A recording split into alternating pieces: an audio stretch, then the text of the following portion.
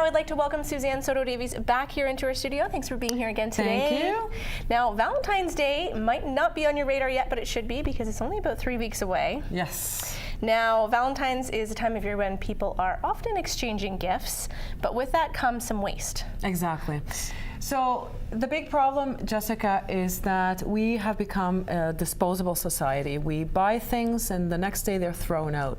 There's too much plastic. A lot of these dollar type stores focus on, just quick gifts that are going to be thrown out, and then there's too much trash. So I wanted to talk a little bit about that and give some ideas on what type of things we can do so that that doesn't happen.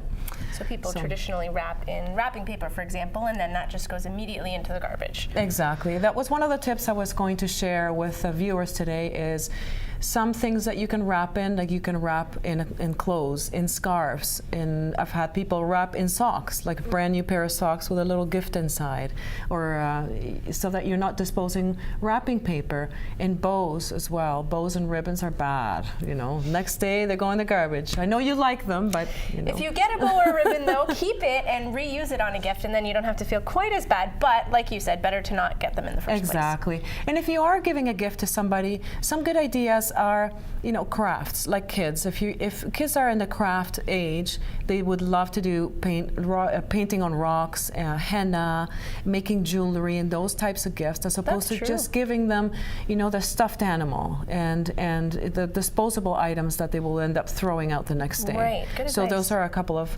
ideas.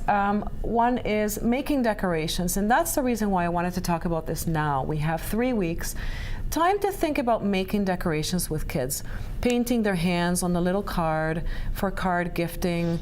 How they do it in the Christmas, they do with popcorn. You can do that as well for Valentine's Day. Those kinds of ideas will get the kids excited without you having to go to your local dollar store and spend money on things that will be thrown out right away. Right.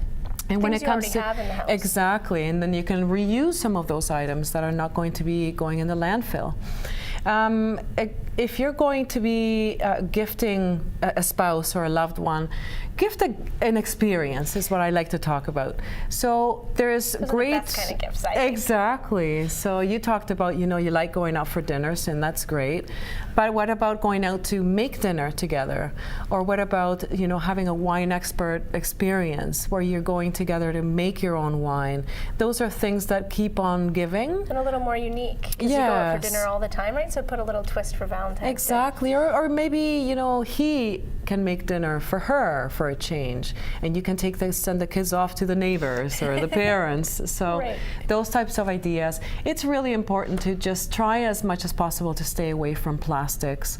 And we've seen it all over the stores now, too much of that happening. So let's take the time and think about what we're buying and where it's going. Will do. We'll put those tips up for you. Those were great tips. Thank you. You brought us quite a bit. So those are the tips up there. If you have any questions or want to learn more, you can go to kidsnaturally.ca or silvergoldmagazine.ca. Thanks, Suzanne. Thank you.